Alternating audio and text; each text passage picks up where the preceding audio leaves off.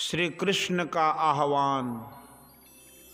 बंदो गुरुपद कंज कृपा सिंधु नर रूप हरि, महामोह तम पुंज जासु वचन रवि कर निकर। प्यारे लोगों, सभी संतों ने यही शिक्षा दी है कि किसी प्रकार के शरीर में जब तक रहोगे कल्याण नहीं होगा। चाहे विराट शरीर में ही क्यों न रहो, एक शरीर से दूसरे शरीर में जाना आना होता है।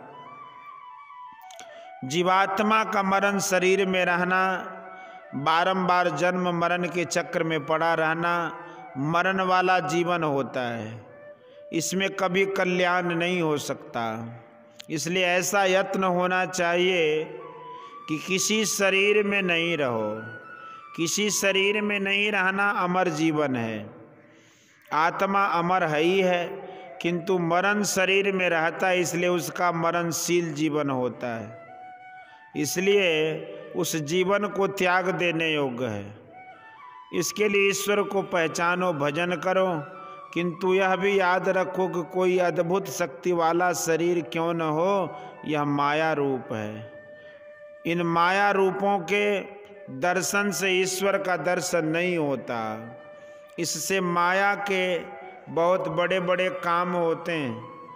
माया के बड़े बड़े काम होने पर भी यह न समझ लो कि माया से आने वाली सारी आपदाएं मिट जाती हैं।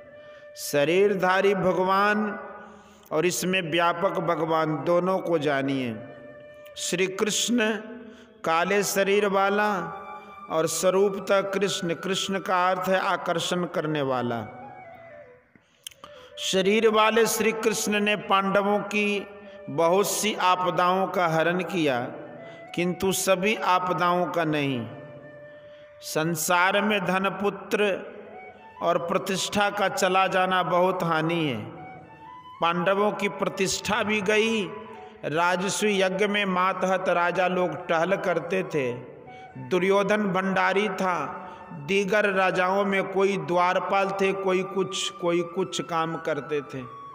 इतनी बड़ी सभा में राजा के पहनने के वस्त्र को ले लिया गया। अपने से ही राजसी पोशाक को हटाकर सिर नीचा कर लिया। एक बड़े आदमी का इतना अपमान हुआ। द्रौपदी की साड़ी खींची गई। यह कितनी बेइज्जती है। बाद को वनगमन किया। राजा विराट ने जुआ खेलते समय पासे से युधिष्ठिर को मारा। सिर से खून जाने लगा। द्रौपदी को कीचक ने लात मार दी। दुर्वासा 60,000 शिष्यों के साथ वन में भोजन मांगने युधिष्ठिर के पास आए।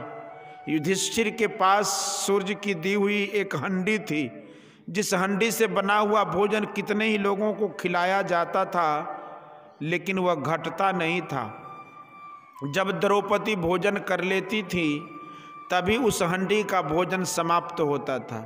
जब दुर्वासा ऋषि ने युधिष्ठिर से भोजन मांगा तो उस समय हंडी का भोजन समाप्त हो चुका था। फिर भी युधिष्ठिर जी ने दुर्वासा ऋषि से कहा कि आप अपने शिष्यों के साथ स्नान करके आवे। वे लोग स्नान करने चले गए। युधिष्ठिर जी ने द्रौपदी से जब भोजन तैयार करने के लिए कहा तो द्रौपदी ने कहा कि भोजन तो समाप्त हो चुका है। युधिष्ठिर बड़े दुखी हुए और द्रौपदी से कहा कि दुर्वासा ऋषि 60,000 शिष्यों के साथ स्नान करके भोजन करने आ रहे हैं। यदि उनको भोजन नहीं दिया जाएगा तो हम लोगों को शाप दे देंगे। द्रौपदी ने भगवान श्री कृष्ण का आह्वान किया। भगवान कृष्ण जब द्रौपदी के पास पहुँचे तो उन्होंने कहा कि मुझे भोजन कराओ। द्रौपदी ने कहा कि भगवान, भोजन के लिए कोई चीज़ मेरे पास नहीं है। सूर्य की दी हुई हंडी भी खाली है। भगवान ने कहा कि कुछ भी खिलाओ। द्रौपदी हंडी में लगी हुई साग की एक पत्ती भगवान श्री कृष्ण को देती हैं। भगवान उसे खा गए।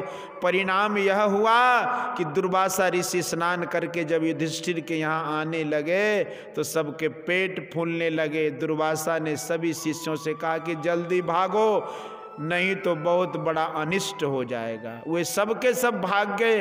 युधिष्ठिर इस आपदा से बचे, किंतु संतान नाश, धन की हानि हुई।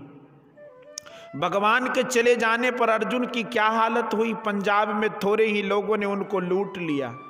शरीर रूप भगवान के दर्शन से सब आपदाएं नहीं कटती, किंतु शरीर रहित भगवान के दर्शन से एक भी आपदा रहने नहीं पाती। संतों की यही युक्ति है कि शरीर में रहो ही नहीं। जैसे दूध से घी अलग हो जाए, वैसे ही सभी शरीरों से जीवात्मा अलग हो जाए। ध्यान अभ्यास से ऐसा होगा। यही परंपरा से चला आया है। विवेकानंद स्वामी ने कहा कि बहिर्वृत्ति को अंतर्मुखी करो। जो इसके प्रयोग को जानता है, अभ्यास करता है, कुछ अनुभूति होती है, तो उसको ऐसा होता है कि वह बारंबार उसी ओर देखना चाहता है। जिसको कुछ मालूम हो जाता है, उसकी दृष्टि अंतर की ओर हमेशा लग सकती है, बाहर से हट सकती है। जब किसी को ध्यान भीतर में लग जाए। ध्यान के दो प्रकार, एक मोटा ध्यान, जैसे कबीर साहब ने के वचन में सुना कि मूल ध्यान गुरु रूप है, मूल पूजा गुरु पाँव, मूल नाम गुरु वचन है, मूल सत्य सत्य भाव। गुरु रूप भगवान रूप किन्हीं के स्थूल रूप का ध्यान करो। किंतु इतना ही ध्यान नहीं है। अभी आप लोगों ने सुना कि ध्यान को ध्यान नहीं कहते, शून्यगत मन को ध्यान कहते हैं। इसलिए शून्य ध्यान असली ध्यान है। श्रीमद् भागवत में भी शून्य ध्यान का वर्णन है। दृष्टि साधन की क्रिया से शून्य ध्यान होता है। मन में कुछ नहीं रहे और बिना कुछ बात मन में रहे, शून्य में मन लगा रहे, यही दृष्टि योग है। शून्य में मन को लगाकर रखना बिंदु ध्यान है। फैलाव से सिमटाव में आवे, बिंदु ही सबसे विशेष सिमटाव है। बिंदु ध्यान से पूर्ण सिमटाव हो जाता है। दृष्टि को ऐसा बना कर रखो जैसे सुई में धागा पहनाते समय सुई के छिद्र में दृष्टि एकाग्र हो जाती है। उसी तरह दृष्टि योग करो। इसको कैसे करो? तो इसकी युक्ति गुरु से जानो। शून्यगत, शून्य में प्रवेश, एक ही तरह शून्य रहने से एक ही जगह में बैठा रहना हुआ।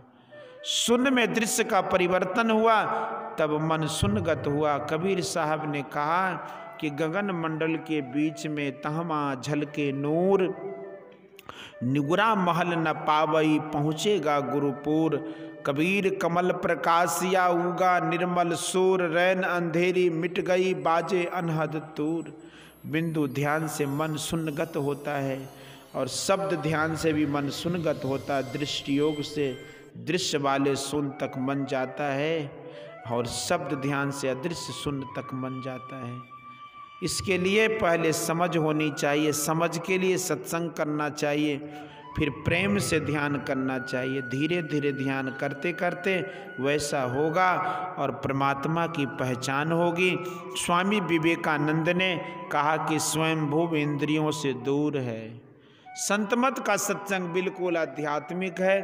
संसार के प्रबंध के लिए कभी कभी कुछ कहा जाता है। लोग कहते हैं कि पहले संसार का प्रबंध होना चाहिए, फिर आध्यात्मिक प्रबंध